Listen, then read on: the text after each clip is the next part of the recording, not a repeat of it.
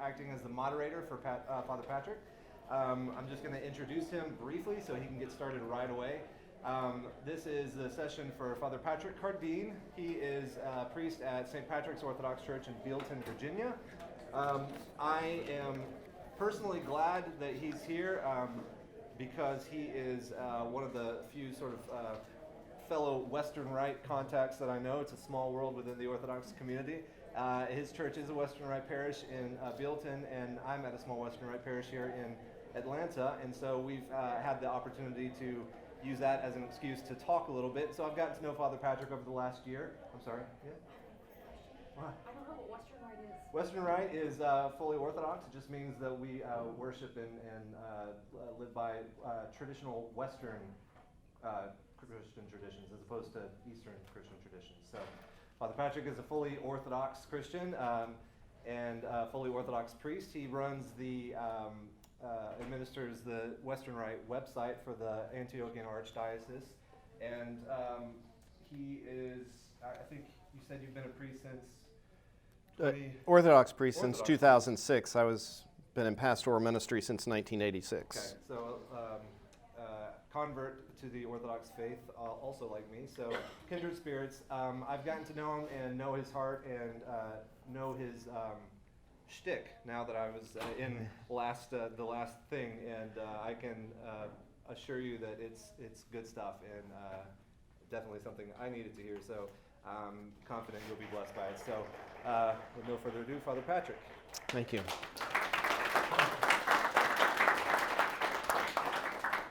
In the name of the Father, and of the Son, and of the Holy Spirit. Amen. Christ is in our midst. Well, I am really excited about the conference, and especially the theme. I love this topic. As you know, Paul says he has his gospel, and I think as we get older, we sort of find that our life takes on a theme, or maybe a couple of themes. But it really seems to start to be kind of about one or two things our life does as we get to know ourselves better and how God works with us. And truly, I can say from a young age, this idea of having a clear sense of purpose and clarity, inner clarity and direction, and sort of not being lost has been incredibly important to me. I felt the need to obtain this somehow as a young man, and it's really been sort of a theme of my whole pastoral ministry in life. So one of my favorite things in the world to do is actually to talk to, especially young people who are at a stage in life where they are trying to sort of find themselves and figure out what they're supposed to be doing and who they are and what really matters in life. And finding one's purpose, as you probably know already, is not about your career path. It is more about finding sort of inner clarity in your heart, singleness of heart, and a sense of confidence in your life, contentment, which is very important, and ultimately it's about peace with God and peace with yourself before God. And these are the kinds of things that I've always valued most. And when I've been unhappy in my life is when I'm not feeling that way, when I'm rather discontent or bored. And as I said to the last group, most of you, when you do dumb things and get yourself into trouble, probably about 80-90% of the time, it's because you're bored. When you're bored, you tend to go do something stupid and make, bad decisions. So boredom's a real problem. But contentment, on the other hand, is a great grace. And that's what we're searching for, this sort of interior singleness of heart and a feeling of being grounded, of being present where we are, being at peace with God. So I'm going to share with you some things out of my own life experience about hopefully how to move towards a place of living at a place of peace and clarity and confidence in your life, being at home with yourself. And to have this peace, this confidence, quite frankly, this is power. It's a feeling of power. And you might be told by some people power's bad. Power's not bad. Power's good. God is powerful, right? We all want to be powerful. We lust for power. Well, we should want the right kind of power. The right kind of power is freedom. We're going to talk about what true freedom really is. But when you obtain freedom, interior freedom, you have power. And that freedom gives you ultimately peace with God, and it gives you joy, the fullness of joy. And that's what we're all looking for. When I was, there's no way I'm going to get through everything, so I'm going to have to talk like really fast sometimes. I apologize for that. When I was a young man, like a lot of young men and young ladies as well, I had this desire, this passion. I wanted to be great at something. I wanted to stand out. I wanted to be special. I wanted to be a master, right? I wanted to be a master in my field, whatever that was I was going to choose. I wanted to make my mark. And I thought about, what can I give my life to? What can I really devote myself to? And at the end of my life, they'll say, he was a master. He really made his mark. So that was a strong feeling I had as a young man. The other strong feeling I had which was exhilarating, was this feeling of infinite options before me. The whole world, was at my feet. I could do anything I wanted. I could go anywhere I wanted, be anything I wanted. Just boundless, infinite choices, limitlessness. I can do anything. Well, let me tell you the two things that are probably the two things that would keep you from finding your purpose, as we are going to describe it today, are the desire to be great and stand out and limitlessness. Those are the two great enemies to you finding your purpose. Well, in my personal life, I sort of narrowed down from a very young age. I was pretty focused. Like, I always knew kind of what I wanted to do. By the way, I pretty much knew what I was going to do when I was in my teens, and I'm in my 50s, and I have done exactly what I set out to do when I was in my teens. Almost exactly. As an aside. But my three things were acting. I was an actor, and I was pretty good. I was in some professional stuff, and I even got an audition at Juilliard, which is that's an accomplishment in and of itself. So I really was pursuing that and really contemplating a life as an actor, and I probably could have made it at some level. The other thing was art, craft. So I was an artisan. I carved stone, I carved wood, I was carving, complex carvings from the time I was 14 years old. And then I got into blacksmithing by pure chance. I wanted to be a stone carver at the Washington Cathedral, and I made my own chisels to carve the stone, and I had more fun making the chisels than carving stone. So, a 14-year-old kid hitting red hot metal and moving it, that's pretty exhilarating. So I got into blacksmithing and built a forge and started teaching myself blacksmithing. And I ended up apprenticing for 8 years with a master smith. I traveled all over Europe, and I started my own business. And I still have my own business. I've got 20 people in my business, and we do work for the most exclusive properties and clientele all over the United States. And there was just a film released. You can see it on PBS. It's called Masters of Good Work, Masters of the Building Arts. And I'm the featured blacksmith in the film. And so you can stream that for free. I'm not telling you this to brag. I'm telling you this, it's setting up, a point I'm trying to make. But the point is that I reached some success. I gave myself to that. I did. I worked very hard as a craftsman. And the other was theology and preaching. I have had a close relationship with God since I was little, felt called. I always admired great preachers. I always wanted to be a great preacher and study theology. And I thought, boy, I could devote myself to that. You might say, well, didn't you devote yourself to that? I didn't, actually. I've been bivocational for 30 years. I've been on a dual track. Because of my business and because I have been a craftsman, I work 80 hours a week. So 8 days a week. But if I had not chosen to be a craftsman, I could have devoted myself wholly towards academics, but I didn't. I'm not an academic. And the fact of the matter is, I have potential in all of these fields, but at the end of the day, I've never really risen above mediocrity in any of them. Okay? I'm pretty average in all of them, but that was by choice, and I don't regret it. I chose that, and this is why. So as I was wrestling about what I wanted to be great at and what I wanted to devote myself to, I thought to myself, what's really, really, really important? I need to know what's really important, because at the end of my life, I'm thinking ahead here, at the end of my life, I'm laying on my deathbed, I don't want to have regrets. I want to feel confident. Remember how I told you that need to feel confident? I had that since I was a kid.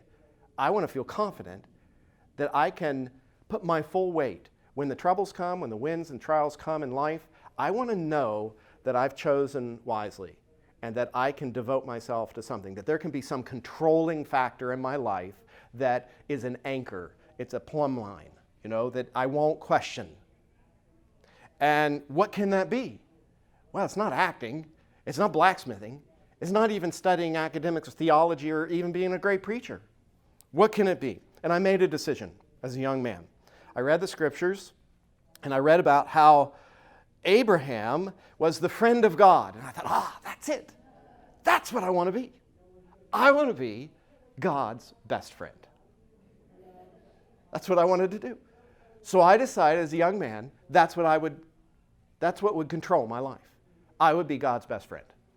And my whole life, I can say to this very day, that has been the controlling factor. That's what I come back to when I get confused, when I get lost, when I'm not sure if I'm supposed to be doing this or doing that or what I'm supposed to be about. I think, how does this serve that? Because that's all that matters. That's all that matters to me. Nothing else matters. I'm going to say that a lot today because that's a big point of my talk, is nothing matters. If this other stuff works out, if the shop works out, if the house works out, if the ministry works out, fine. If it doesn't matter. What matters is that I'm God's best friend. That's what matters. And it helped me keep everything in perspective. Take it or leave it, it's fine. It doesn't matter. This is so important. I'm telling you, I'm giving you a secret to life. We get so worked up, so anxious, so worried about so many things. And everybody wants to tell you, oh, God cares. I'm here to tell you, He does not really care. Okay? He doesn't care. How many times? Okay, you got to learn to hear me. Don't hear what I'm not saying. Okay? Y'all don't know me very well, so it's sort of like I'm always doing word games. Look, people come. I'm a pastor. I love pastoring people. People come. They're hurting. They're confused. They're questioning. And like, Father, what do? I got this, and I got this, and I got this, and I'm like, they don't feel unloved by that, okay? Do you understand? Do you hear what I'm saying? They're worked up and anxious about stuff that doesn't matter. That's why they're all upset. If they can figure out what matters, what God cares about, they can be free of those things. And they can find a sense of contentment in their life and not be bound up in all this anxiety. You're a tough crowd. The last crowd. Actually, we're kind of following you. Well, just stick with me. Okay. I am hard to follow. Okay. So I'm not for everybody. And but it's true, I'm not for everybody. So I came to that point too, that different people sort of, they learn and hear differently. So if I'm talking in a way that you find odd, it's okay. Just, there will be another session this afternoon and that you'll get something.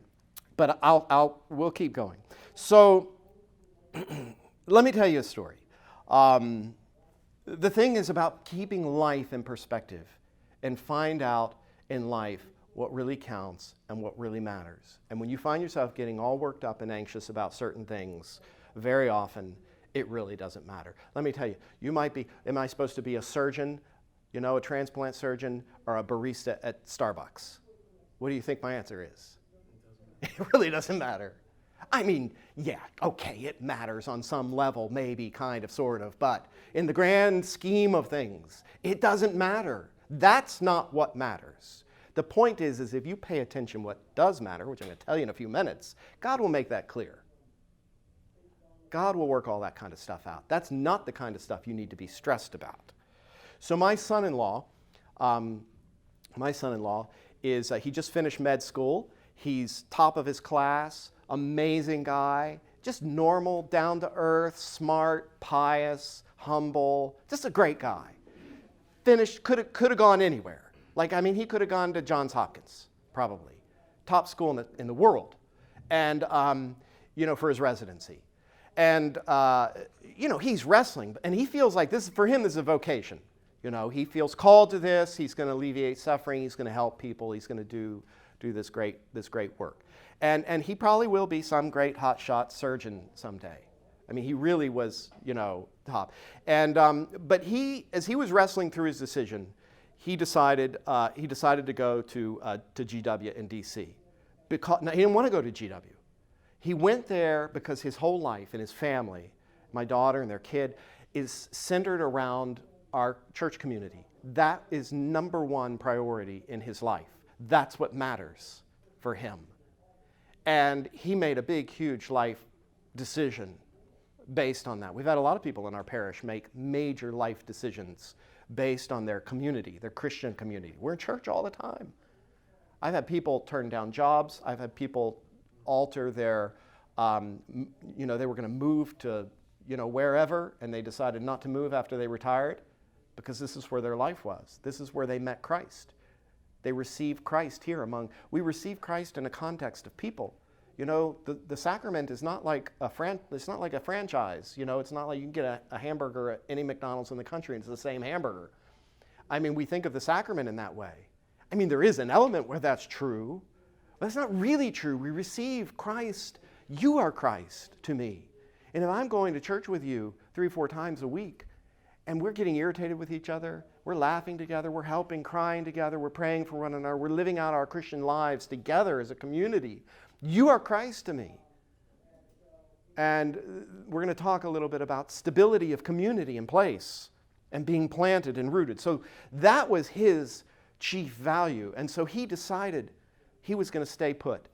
And he was able to go to GW. They were there, his number one out of 1,500 applicants, he was their number one pick. So that's how he could have gone anywhere. So he stayed there for that. So we're having a talk. We talk all the time. He's a great guy. He's talking about, I really feel called to do this, and he's worked really hard. And I said, yeah, Jake, you're gonna save a lot of people's lives. You're gonna do a lot of good. You're gonna alleviate a lot of suffering. You're gonna help a lot of people. And he said, well, and I said, I just want you to remember something. All those people that you're going to save, all those people that you're going to help, I said, they're all just going to die anyway.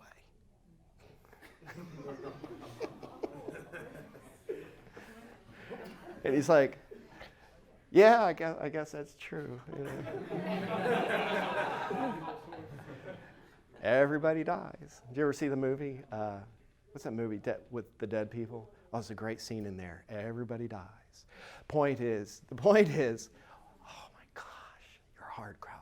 The point is, he will alleviate suffering. He's doing a good thing, right? But that really what he's really doing is he's giving them more time to repent. Because this life is a wisp. It's a breath. It's over like that. And this life is not about this life. This life is about preparing for eternity. And I said that to him, and he totally understood and got what I meant, okay? He understood that I was putting things in perspective for him. Because there is, the only people in this world, I don't know what they say about surgeons, but they're the most arrogant human beings on the planet. Surgeons are, and Jake will tell you this. So that's why I told him that. He's got to fight for his humility. He's got to fight to remember that he's not all that. And he's not. And he's got me for a father-in-law, so that's good. Another quick story. So there's another parishioner came recently, called me up and said they were all in a tizzy and upset and confused. And this person had excelled in their career. They'd gone to school, young person, and they were doing well. They were climbing the ladder, but they had been wrestling with direction for their life, and they wasn't sure what they were supposed to be doing. And even though they were very successful, making good money and doing well, they just kind of uneasy, not sure. They were working in D.C. They're real involved in the church, but could only be there on the weekends. And they finally, after a couple of years, they're like, you know what? I finally know I need to go to a hospital out close to the church, and that's my life. That's what matters to me. You need to do what you want, by the way. Life is not about compliance. You need to love what you're doing. You need to love your life and do what you want. Now, that's not really what I mean. What I mean is you need to love God and then do what you want. But you need to want to do it. If you're doing what you're supposed to be doing, fine, but that's not good enough. That's not okay. Well, Father, I'm being obedient. That's not okay. You need to want to do it. Okay, so she realizes, this is what I want to do. This is my life. I want to be closer to my community. I want to be more involved. All this. I said, that's great. So she said, I'm going to quit my job and I'm going to apply to a closer hospital to the church. And I said, okay, well, I'm glad you found some direction. Finally got a sense of clarity about this question, because she'd been wrestling with this for couple years. So she calls me up the other day, and she's all in a tizzy. She's like, oh, I don't know what to do now. I'm like, what's the matter?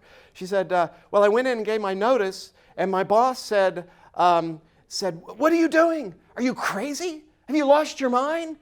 Why are you throwing your life away? We have plans for you. You're important. We have plans for you. And then she says, name your price. Just name your price, because we need you here. We want you here. We're the up-and-coming hospital, is in D.C. And she calls me up, and she's all upset, and she's all confused. What am I supposed to do? And I'm like, Lord. God has a flat nose. Did you know that? Because he's always doing this. So I'm like, look, you had just told me, you just came to this great revelation about what your life was about and what you were supposed to be focused on, and you had peace and clarity in your heart. And because this woman comes along and strokes your ego a little bit and promises you some more money, and you're all of a sudden thrown into a tizzy of confusion, I mean, what do you want to do? If you want to go do that, if you want to go work there and climb the ladder there, do it. Go ahead. I don't care. I'm not telling you what to do. I don't try and manipulate my parishioners. I said, go do it. Knock yourself out. But what do you want to do? What's important? What matters? And she's like, thank you. That was it. She just had a little blip. Everything was fine. Called her boss. Told her to take a hike. Take this job and shove it. No, she didn't say that. So she took the new job, and she's very happy. And that just happened. But again, it was a matter of sort of what disrupted her clarity and her peace and her sense of sort of purpose and contentment and inner singleness of heart. There was this immediate division of heart which brought about this discontentment and anxiety and confusion. And we had literally a 2-minute conversation. And she was fine, kind of back on track. So we need to keep focused. We need to really keep clear about what really matters in life. And so many of the things that we get so concerned about just really don't matter. We're looking for steadiness, steadfastness. By the way, as a little side, one of the great and most terrible things you can do is to take yourself too seriously. Okay? I mean, and if you hang out with me, there's no danger of that happening, because you will either stop taking yourself seriously or you will leave and you will not stay around me. That's just how it works. But don't take yourself too seriously. I remember, as a young man, I first started preaching. I started in pastoral ministry in the 1980s. And I remember if I preached a good sermon and it went over well and people got something out of it, oh, I was so pleased with myself. And so happy. And I knew that wasn't a good thing. I'd wrestle with it. No, I shouldn't feel this way. And I'm prideful and arrogant and all of this, egotistical. And if the sermon went bad and it was a disaster and a bomb, I was just depressed for days. Oh my gosh, it was so awful, which is just pride too, right? And then as you grow and as you mature, you realize if you do good, who cares? I mean, next week you're probably going to do terrible anyway, so what's the big deal? And if you bomb and it's a disaster, who cares? It's not about you. So you don't take yourself too seriously. Again, it's not about self-focus, this myopic self-focus. You've got to get out of your head. I just shared somebody came up to me at the last talk. I said, stop thinking so much. You shouldn't be thinking. Just stop thinking. And definitely don't be thinking about yourself too much. You'd be better off. It'd be more spiritual for you to go watch Seinfeld than sit around and think about yourself all the time. All the people that seriously, I mean, maybe not Seinfeld, take a walk, But the people that I pastor, myself included, because you should pastor yourself, you need to pastor yourself. The people that I pastor that have the most problems are all caught up in their head all the time, right? And I'm telling you, I can give you their names, I won't. But the people that really struggle, they're anxious, they're discontent, they're confused, they're struggling with life. They think about themselves all the time.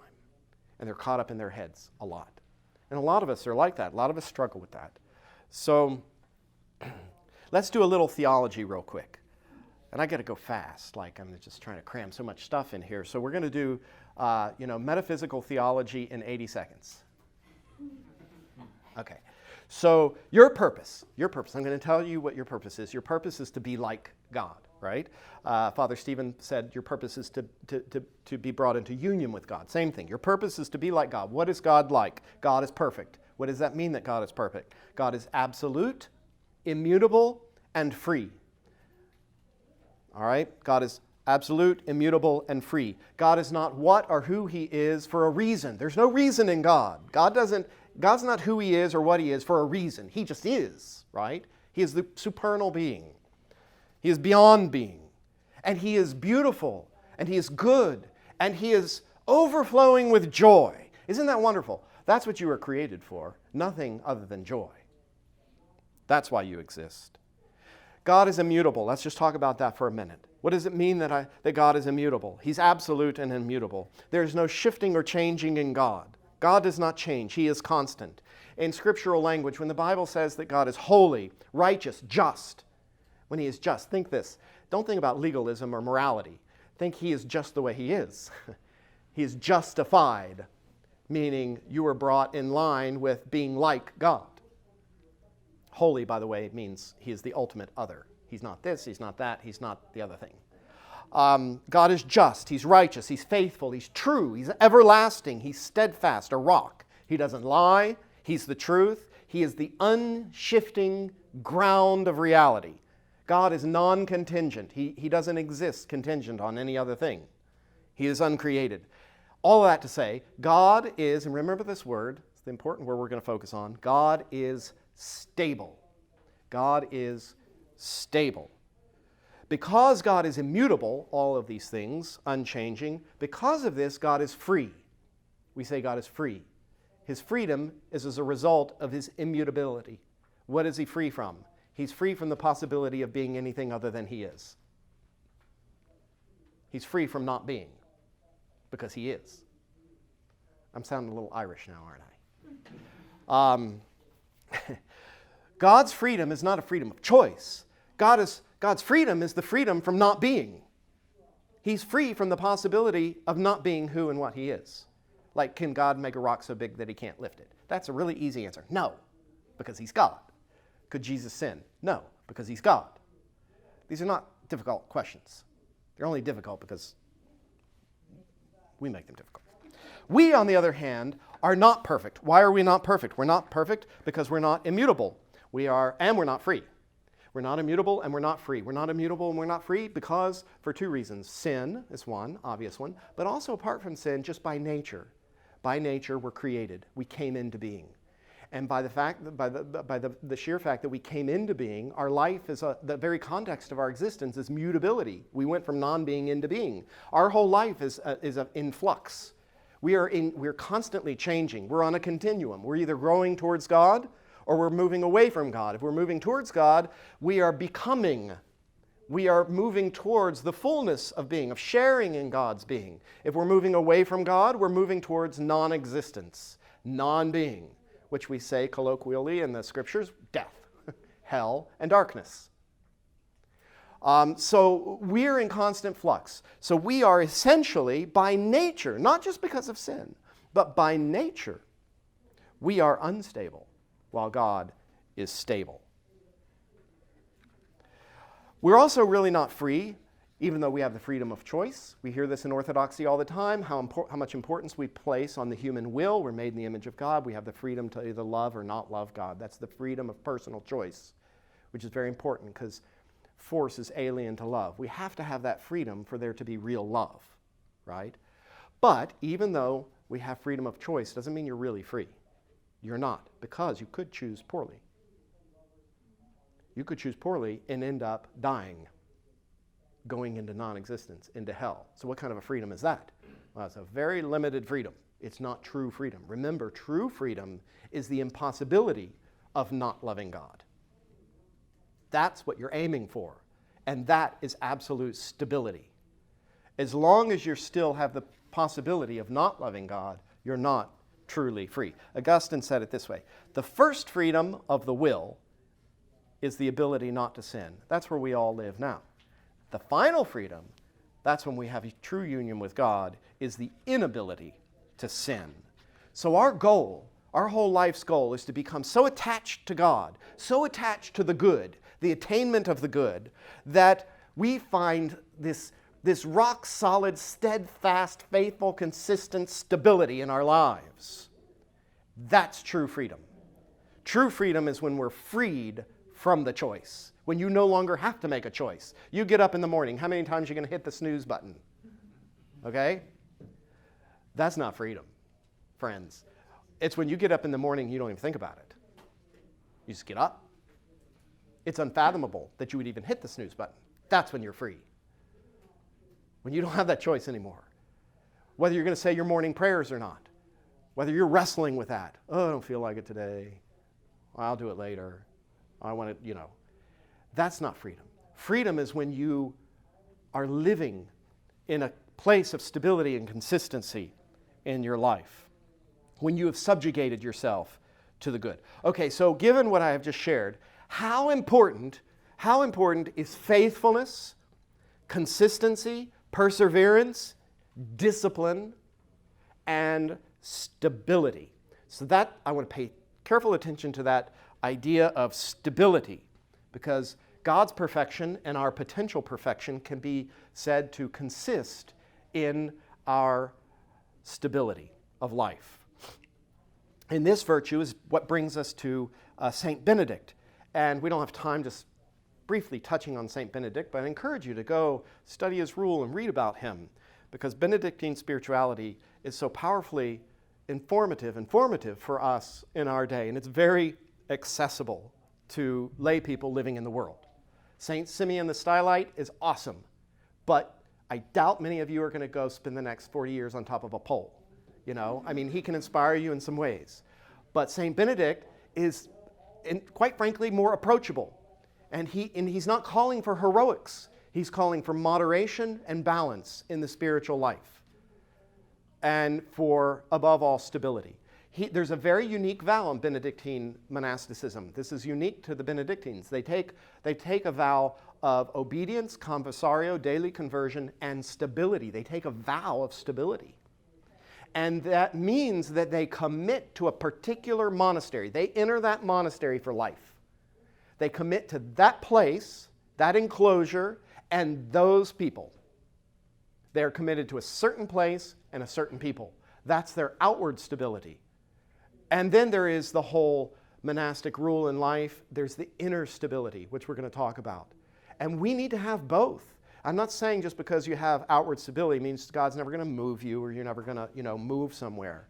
But you know what? Before you move, before you run away, before you go and do anything, you need to wait. If God wants you to move somewhere, a big giant hand will come down out of heaven and pick you up by the nape of the neck, and he will move you, and then you can move. Otherwise, stay put. But you need stability of place. If you keep uprooting yourself, you're going to miss something really valuable. There is nothing, if you have an apostolic ministry and you have to move around, I traveled all over the world for a while too, but which I did not like. But if you have to do that and that's God's call, fine.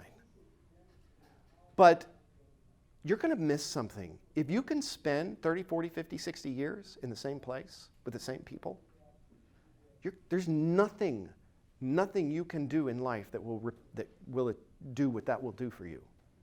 That will give you something really, really special. I can't tell you how much I love being thrown together in a church with people that I wouldn't have necessarily chosen to be my friends. I love that. It's so awesome. It's so freeing, right? It's freedom. My lack of choice, my submission to these are the people God threw me together with. I don't really like them. Well, that's not true. I'm just saying if there was somebody I didn't like, If there was somebody you found irritating, did you choose who your parents were, who your brothers and sisters were? No. You must love them. You must learn to find them fascinating and interesting. And if you find people boring, the problem is it's you, not them. Because everybody's made in the image of God. Everybody should be a mystery and should fascinate us, whoever they are, if we're really engaging them and meeting Christ in them. And I have learned as a pastor to truly, deeply love and enjoy being around people that I otherwise may not find all that interesting. It's a limitation in my life that I've subjected myself to, and I have faced what's there instead of running around trying to find something else out here. So the vow of stability commits us to a certain group of people. And as long as you're wherever you are, until that big giant hand comes and moves you, you need to be present where you are. Think about it. If you can constantly, remember that feeling I said, that exhilarating feeling of you can do anything in the whole world's, well, if you can do anything, you're doing nothing. I mean, if you can be anywhere, be with anybody, not be attached, if you just have limitlessness, you end up with nothing. No root, no home, no reality. You're just lost. You're lost in a place of confusion and superficiality. You'll be inconsequential. And you'll end up stuck up on your own head. And you'll never really know yourself. Think about it. If you decide, how many of you want to do something? You want to do something, right? Well, if you're going to do something, that means you're not going to do a million other things. You're choosing not to do a million other things by choosing to do that one thing. If you're in a room with a group of people, look, we're here with all these people. You could talk to a lot of people, or you could talk to somebody. So somebody comes up to you and they want to talk. Are you going to give them your attention? Are you going to talk to them? Are you going to make a connection? This is called connect, right? Are you going to make a connection with that person? Or are you going to be thinking about, oh, maybe I could go talk to them, I could talk to them, I could talk to them. You need to be present where you are, even if you're just having a conversation here at this conference. Stability teaches us to stay put, not to run away. Don't try and escape. By the way, if you're trying to run away and trying to escape, it's usually because, how much time do I have? Oh, it's usually because, you're running from yourself. But most of us find wherever we go, there we are. And we hopefully we learn eventually that our problem is ourselves. And we keep thinking, why does this problem keep following me around? And then we're like, oh, well, I'm the problem. That's why. Most runners, escapists and runners that breeze through a church, like they come through my church. We actually don't have that many. They don't stay very long. But most of them that breeze through, everybody else is their problem. They're discontent and unhappy because of everybody else.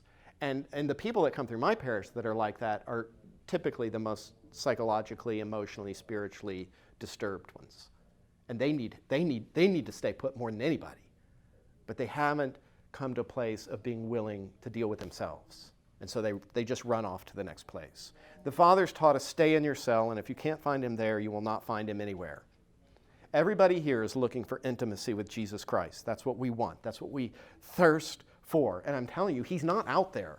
He's not out there somewhere else. He's right exactly where you are, in the place you are, in the time you are, with the people you're with. That's where you will find Christ. He's not with some more interesting job, some less irritating person, some, a better priest. Don't go look for a guru for your confessor. Just find a good priest who's not crazy.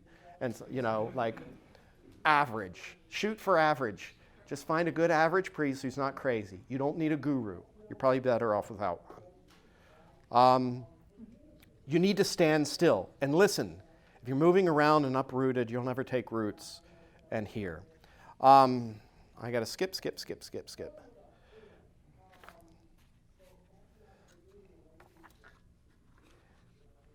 So my metaphor for a mature spiritual life, and this is my goal with all my parishioners, is I'm shooting for a steam locomotive going up an infinite hill on about a 3% grade with a tremendous amount of torque. That's it. That's my metaphor. That's all I'm shooting for. I'm not looking for this. I'm just looking for this. And in the life of my parishioners, that's what I'm trying to do as a pastor. I'm trying to get my parishioners to do this. That's what my goal is. That's my metaphor for mature spiritual life. So, nothing matters. Remember I said nothing matters? I was talking about the big stuff. It's the big stuff that doesn't matter. I wasn't talking about the small stuff. When it comes to the small stuff, everything matters. So what would be an example of small? I'm going to tell you. Great. I like you. It really doesn't matter whether you're a surgeon or a retail clerk, but it does matter what time you get up in the morning. So So if somebody comes to my office and they say, Father, I want to talk to you. I need some help with my spiritual life. I'm plateauing. I'm lost. I can't find myself. I don't know where I'm headed, what I'm supposed to be about, discontent. And this person, they've been to school. They have and I've known them for years. And they're wrestling. They're all up in their head all the time. And they're just not clarity. And so we have this long talk. And what can I do? Tell me what to do. What do I do? How do I get off the dime? How do I grow? And I don't know where this came from, right? I'm just sitting there. I assume I know where it came from, but so I said, what time do you get up in the morning? What was that? What time do you get up in the morning? That's what I asked them. That's the most spiritual thing I could think to say to them. Turns out it was the most spiritual thing I could have said to them, because they said, between 8 and 10. I said, well, you're probably not going to really grow in your spiritual life until you get up at the same time every day. I said, so you need to pick a reasonable time to get up and get up at the same time and then come back and then we'll talk about the next step. That's what matters. First of all, how do you find this grand, mystical, transcendent purpose? By the way, you have no purpose. God didn't make you for purpose. He didn't make you for a reason. Not for a pragmatic, utilitarian reason. Not for a functional reason. Like you were made to delight in the joy and beauty of God. Like if you want to call that a reason, that's fine. But, to me, I think of reason and purpose. It's a play on words, right? You were made for joy. That's it. That's why you exist. For joy. It's the only reason. That's why you exist. And so how do you find this? Well, the first part is to stop looking for it. Stop, you don't search for this transcendent, mystical, thing out here somewhere or in your head or focusing. You don't find your purpose by directly trying to find your purpose. You discover the meaning of life. It's a flanking maneuver. It's a byproduct of finding Christ in the mundane, in the banal. So this came up in Father Stephen's talk, and he gave a good answer. I don't know if you heard what he said. Somebody asked, the guy that asked was in here last time. He said, how do I escape? He thought he was supposed to escape the mundane. And Father Stephen said, no, you enter into the mundane. That's what I'm telling you. You don't run away from the banal and the mundane. That's where Christ is. If you're bored, if you're discontent, you need to buckle down, not run away, and find Christ in the present, in the moment, in the people you're with, in the job you're in. That's where you will find him. And your life will be exhilarating. How much time we got? 2 minutes. All right, can we pass these out? I got some handouts. Sorry, I was jumping around a lot and wanted to give time for questions. So I wrote down some bullet points touching on some of the things. Skipped around a lot because the last session we ran out of time, so I was trying to, But as he's handing these out, I'll just run through them real quick as a quick review, and then we'll take some questions. The first point is that you have no purpose. So I told Alexandra I was going to say that, and she's like, "You're going to say what?" The whole title of our conference is Finding Your Purpose. So I like to, sort of say things in a way that are sort of, my wife gets on to me all the time for doing that, and I say, Jesus did that, and I'm just trying to be like Jesus. So you have no purpose, and God didn't make you for a reason. It's true. Think about it, and it will help you to remember what life's really all about. I missed the best part. I think I missed like 2 pages. Oh my gosh, I missed the best part. My Italian grandmother. So she was a philosopher. No, I saw some of that and I laughed and I missed the best part. I thought I had missed like 2 pages. I skipped over real quick. So my Italian grandmother, she had these words. She was a philosopher, peasant philosopher, and she would always say, if you're getting too worked up about something or too controlled by your environment or your bodily needs or desires or whatever, she'd say, resista. Resista. If you're hungry, resista. Not anytime you complained about anything. Resista. She was trying to say, don't let these things control you. Be free. To be free means to be free of temporal things, to find what really matters and focus on that. And the other thing, more colorful thing that she loved to say was, she said this to everything, especially if you got all sort of up in your cups and impressed with yourself, or you got, oh, look at this. Her answer to everything was bullshit. That's what she said to everything. Bullshit. And, my dad would bring a new car home. They were really poor Depression era, but he was very industrious. He got a new car. He brought it home. Hey, Ma, look at my car. She didn't speak much English. She walked out. She says, "Me no frega, bullshit. What do I need this for?" She walked back in the house. My dad tells that story. He wasn't damaged by that. That story shaped him. He tells that story proudly because it taught him that it doesn't matter. This new car, the letters after, maybe some of you have pursued higher education and you got letters after your name. God's not impressed with that. I mean, great, work hard. Don't get me wrong. I worked really hard. I've succeeded some things in my field. But you know what? I'm not all that impressed with myself. And actually, I'm just really mediocre. It was all the press, really. But God's not all impressed with that. He doesn't really care. I mean, go ahead, do it. Jake, be a good surgeon. Save lives. Work really hard. He does work really hard. Keep things in perspective. Most of the stuff you're worried about, impressed about, you know what it is? It's really bullshit. That's what it is. That's tremendously freeing to realize that. Tremendously freeing. You can be happy. You can be happy when you understand that. It's the secret. Paul says it. The secret of life is contentment. Is contentment. To be content where you are. Whether good or bad, it doesn't matter. If you're going through difficult things, that doesn't matter either. You find Christ in that. The disciples ran away from the cross. There's our Lord hanging on the cross, and they fled. They deserted him. This is the most tragic scene in the entire New Testament. Tragic because they deserted the cross. Don't desert your cross. Find Christ at the cross. They all, thank God, when they were strengthened by the Holy Spirit, they came back and embraced the cross. But maybe life is going good for you. Fine. Find Christ there. Don't get too impressed with it, because don't worry. It's not going to stay that way. Maybe life is tough. Maybe you're going to lose everything. Find Christ. Find Christ. My wife and I were going through a difficult time financially a few years ago in the recession. And it was hard. I could have lost my business, my house, but it wasn't just that. I had a lot of other people financially dependent upon me. It would have affected a lot of people. The stress was overwhelming, overwhelming stress, and it lasted 3 or 4 years. And my wife and I didn't fight.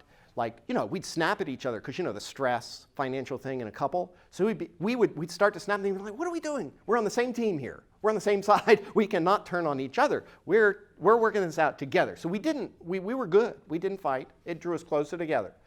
And I remember thinking, Lord, I'm at the end of my rope. I am at the end of my rope. I'm done. And the Lord's like, no, I got 20 more feet of rope here for you. You think you're at the end of your rope. You're not at the end of your rope. This is a year and a half in, and I'm thinking, I can't do this anymore. I can't do this. And he's like, oh, yeah, you can. And you will. And then I thought about Moses. And I thought, Moses, the great deliverer, right? Moses, you're going to deliver my people. But before you do, I want you to go out in the desert for a little while. And I'm going to get you ready out there. And so Moses goes out there, and he's out there 20 years. 20 years, a long time. 20 years he's in the desert. And you're thinking, he's going, all right, Lord, well, it's been 20 years. 20 years I've put in. I've been out here a long time. I think I probably learned my lesson. We ready to go? And the Lord's like, you're only 50% way, there. We got another 20 years to go.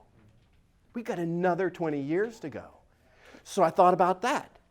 And I thought, look, I could flee this cross. I could run away. I could give in. I could lose my sense of perseverance and endurance and patience before Christ. I could stop trying to find Christ in this.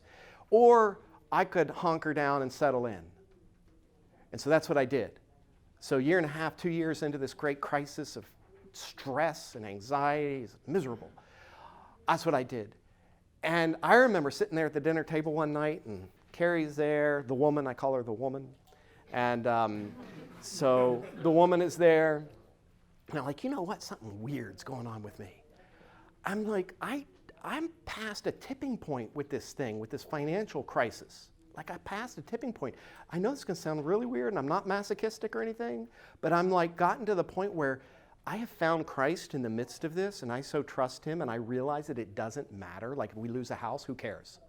If we lose everything, it doesn't matter. It doesn't. I like really got to that point, and I was like, he's like drawn close. Like I found Christ here in this now. It's like I don't want to be anywhere else. Like I don't want the situation to improve. Like I wanted to be right where I was because that's where he was, and I meant it deeply. And then we came out of it, we're fine now. It was over. But that's what he was trying to get me to. He doesn't care if I lose my house. It's just a house. He cares about my salvation. And he's trying to get me to the point where I don't care if I lose my house. All right. Father, do we have 10 minutes for Q&A? Yeah. That in you? We're going to have 10 minutes for questions and answers, and then I'm going to make just a couple brief announcements before we go to lunch. So let's open up. Father? So I have a comment and a question. First, when you mentioned about being an actor earlier on, has anybody ever told you that you sound like Dan Aykroyd a little bit? No. I'm sorry.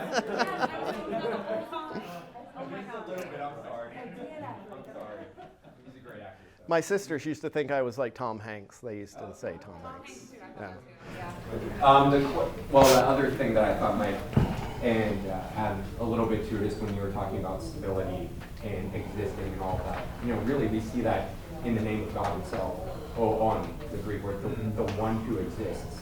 And just being present in the stability of that in that moment, like where you are planted right now, I think is something really powerful and something that really spoke to me. So I really appreciate that. He really is. appreciate your approach and your talk. So Thank you, Father. That's actually more of a comment than a question, so I apologize. No, that's all right. Thank you, Father. Anybody else have a? So it's just kind of a comment that kind of related to the thing that you said about when you're about to lose your house, that you found a sense of peace and that you found God in that situation. Growing up, my family was very affluent, and then within 1 year, I had lost my house from the point of being to the top to being at the bottom. And I remember my mom was crying that day, and my dad was ecstatic. And my mom told my dad, I don't understand. We're looking at our house. They just took away everything. We just lost everything. Why are you happy? He's like, I have no worldly possessions right now. I have nothing to worry about. No cars, no house, no furniture, whatever. We're living with my mom. I'm free of everything. And I think at that point was when our whole family's spiritual dynamic changed. Because we were no longer so much consumed with what we had. And that was, it's just a relating comment. That's wonderful. Thank you for sharing that. It's a great story. Thank you. Anything else? Anybody have any questions or I comments? have a question. Okay, so you know how we have these silly little books like "Don't Sweat the Small Stuff." All right, so I get what you're saying, and it makes perfect sense about that the time, the consistency of when we wake up in the morning and plan our days, and having that consistency and continuity. But what exactly would it mean then to not sweat the small stuff? Does that correlate in some way, or is that saying Don't read that book.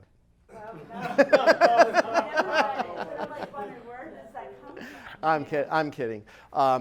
I think it's just word games. This is word games, and I like word games. So obviously I'm saying things to put a twist on them in a memorable way.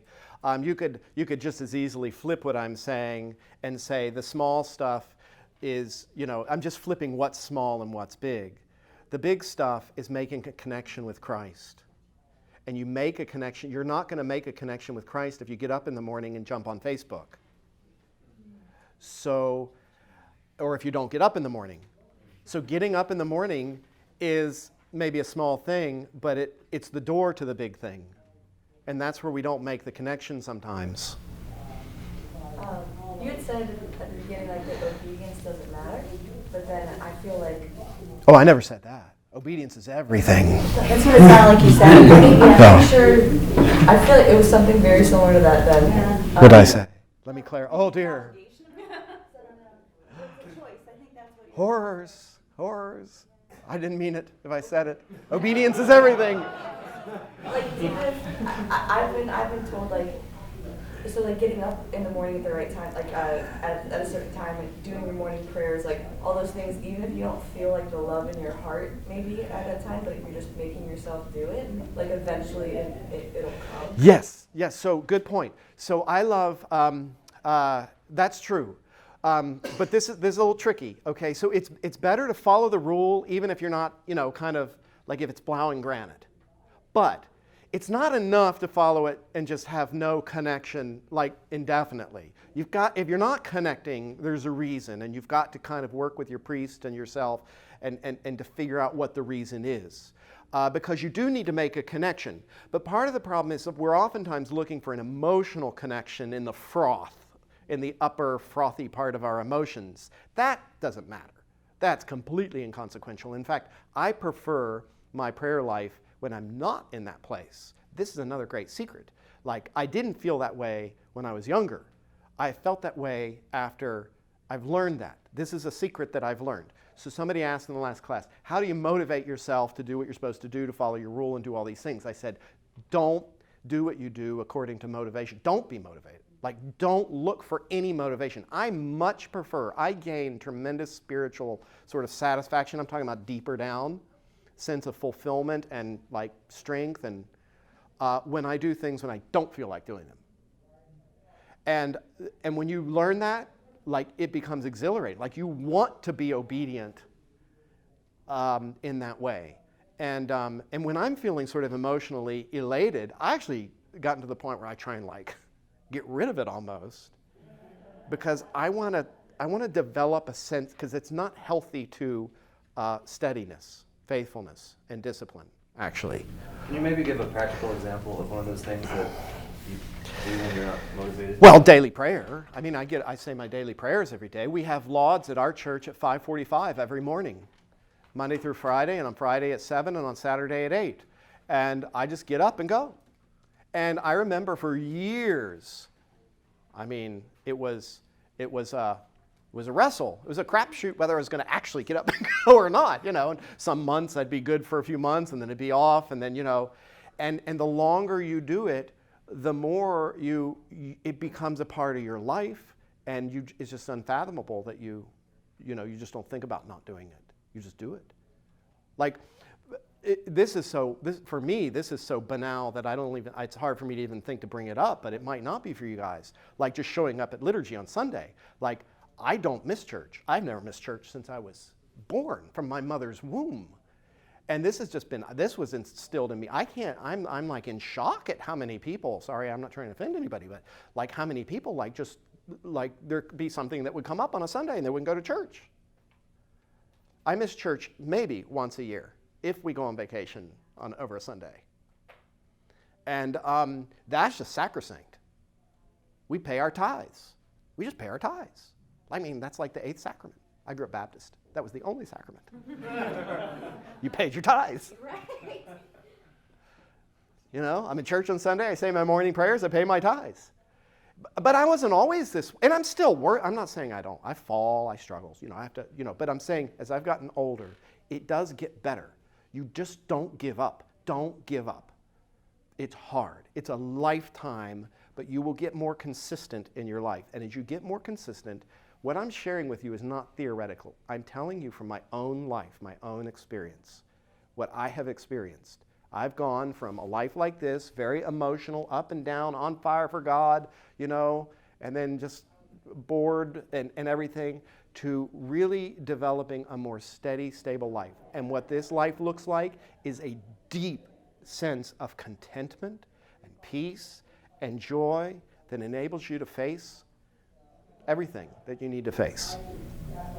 You talk about how our purpose is to enjoy life and the fruits of life. It's kind of cliche to hear it, but do you experience those negatives in order to really enjoy the joys of life, like losing the health that we talked about? Yeah, your purpose is for joy, but you're not supposed to fulfill your purpose. You're not supposed to try and just go look for joy.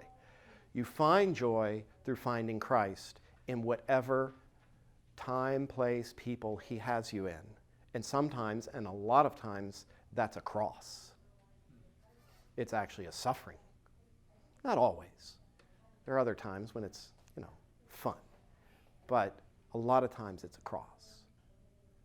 And if you don't have any crosses, you're supposed to impose some on yourself. It's called fasting, getting up early, don't oversleep, give your money away. Give your money away. You need to give your money away. I have, my people give pretty good. We just did a study in our church.